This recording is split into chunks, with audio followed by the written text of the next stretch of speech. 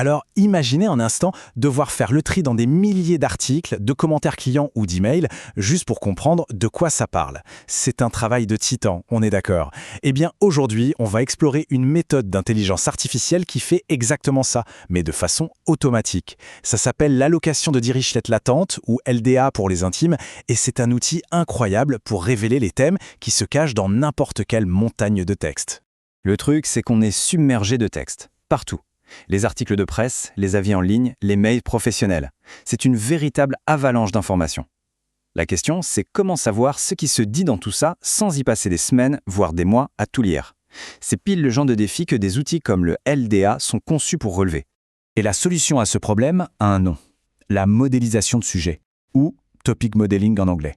Il faut voir ça comme une famille de méthodes statistiques qui agissent un peu comme un super lecteur pour ordinateur. Une machine capable de dévorer des milliers de documents et d'en extraire les thèmes principaux, toute seule. Et ce qui est vraiment bluffant, c'est que c'est un apprentissage qu'on appelle non supervisé. C'est comme si on donnait une pile de journaux complètement mélangés à quelqu'un, sans aucune instruction. Spontanément, cette personne ferait des tas. Un pour la politique, un pour le sport, un pour la culture. L'algorithme fait exactement la même chose. Il trouve les thèmes tout seul, sans qu'on lui ait dit quoi chercher à l'avance. Allez, on attaque le cœur du sujet avec la star du jour, le LDA. C'est vraiment l'un des algorithmes de modélisation de sujets les plus connus et, il faut le dire, les plus efficaces. En gros, le LDA part d'une idée assez simple. Il imagine que chaque document a été créé en choisissant d'abord un mélange de thèmes, puis en piochant des mots qui correspondent à ces thèmes. L'algorithme, lui, fait le chemin inverse. Il regarde tous les mots du document et essaye de deviner quels étaient les thèmes de départ.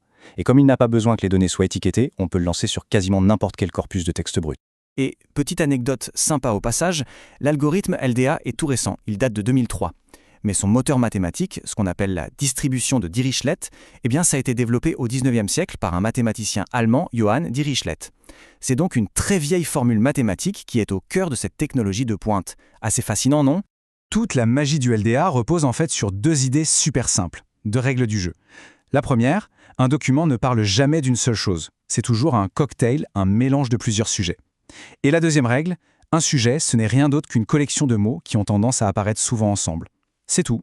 Regardez ce graphique, c'est l'illustration parfaite de la première règle. On voit bien que ce document 1 est principalement dominé par le sujet 2, mais qu'il y a aussi des petites touches d'autres thèmes. C'est beaucoup plus réaliste. Un article sur l'économie, par exemple, parlera forcément un peu de politique ou de social.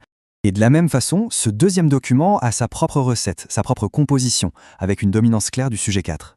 C'est cette signature thématique unique pour chaque texte qui va permettre à l'algorithme de classer et de comparer intelligemment des milliers de documents entre eux. Bon, à cette théorie, passons à la pratique. Voyons un peu comment ça se passe concrètement. On va survoler les grandes étapes pour mettre en place un modèle LDA avec Python, qui est un des langages les plus utilisés pour ce genre de choses. Le processus se passe en plusieurs temps. D'abord, la machine va tout lire et compter la fréquence de chaque mot. Ensuite, c'est un peu comme un jeu de devinettes. Elle va essayer d'attribuer chaque mot à un sujet. Et en répétant ce processus des milliers de fois, elle va affiner ses estimations, jusqu'à ce que les groupes de mots, les sujets deviennent vraiment clairs et cohérents. Pour ceux qui connaissent un peu le machine learning, on peut faire une petite analogie. L'algorithme K-means, ça sert à regrouper des points sur un graphique en fonction de leur proximité physique. Eh bien, le LDA fait un peu la même chose, mais au lieu de regrouper des points, il regroupe des documents en fonction de leur proximité de sens. La toute première étape, avant tout, c'est de transformer le texte en quelque chose que la machine peut comprendre, des chiffres. Un outil comme Count Vectorizer va faire ça pour nous. Il transforme chaque document en un grand tableau qui compte les mots. Et l'astuce, c'est de lui dire d'ignorer les mots super courants comme le, la, un qui n'apportent pas de sens, mais aussi les mots très très rares qui ne sont pas représentatifs d'un thème général. Ensuite, on prépare le modèle LDA lui-même, et là, il y a une décision importante à prendre. Combien de sujets est-ce qu'on veut trouver ? C'est le paramètre n_components. C'est un peu un art, il n'y a pas de réponse magique. Il faut parfois tester plusieurs valeurs pour voir ce qui donne les thèmes les plus logiques. Ici, par exemple, on a décidé de chercher 7 thèmes dans un corpus de 12 000 articles. Et enfin, on appuie sur le bouton Play avec la commande Fit. C'est là que la machine se met au travail. L'algorithme va tourner, ajuster, réajuster ses calculs des milliers de fois, jusqu'à trouver la meilleure façon possible de regrouper les mots en sujets et d'assigner ces sujets aux documents. Ok, l'entraînement est terminé, l'ordinateur a fini de calculer. Maintenant, la partie la plus intéressante commence. Qu'est-ce que le modèle a bien pu trouver ? C'est le moment où l'on va donner un sens au résultat brut de la machine. Et voilà le résultat. Le modèle nous sort une liste des mots les plus importants pour chaque sujet qu'il a identifié. Et là, c'est à nous de jouer. On regarde le sujet 0, gouvernement, président, élection. Bon, ça c'est clairement le thème de la politique. Sujet 1, santé, médical, maladie. Facile, c'est la santé. C'est cette étape d'interprétation humaine qui est cruciale pour donner vie aux découvertes mathématiques de la machine. Et il ne faut jamais oublier l'échelle à laquelle on travaille. Le modèle a fait cette analyse pour la totalité des 12 000 articles. Pour un humain, ça représenterait des mois de lecture et de classification. La machine, elle, a pu le faire en quelques minutes ou quelques heures. Le gain de temps est juste colossal. Mais la vraie puissance, c'est qu'on peut maintenant aller voir n'importe quel document individuellement. Prenons cet article par exemple.